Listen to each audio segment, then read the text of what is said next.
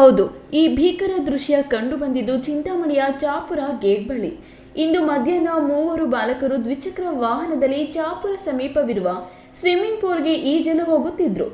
ಈ ವೇಳೆ ಮುಂಭಾಗದಿಂದ ಅತಿ ವೇಗವಾಗಿ ಬಂದ ಕಾರು ಬೈಕ್ಗೆ ನೇರವಾಗಿ ಡಿಕ್ಕಿ ಹೊಡೆದಿದೆ.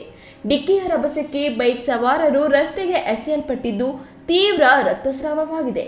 ಅಪಘಾತದಲ್ಲಿ ಗಾಯಗೊಂಡವರನ್ನ ವಿನೋಬಾ ಕಾಲೋನಿಯ 15 ವರ್ಷದ ಅಲ್ಲಾ ಬಕಾಶ್, 16 ವರ್ಷದ ಹರ್ಷ ಮತ್ತು 16 ವರ್ಷದ ವೆಂಕಟಗಿರಿ ಕೋಟೆಯ ರಂಜಿತ್ ಎಂದು ಗುರುತಿಸಲಾಗಿದೆ.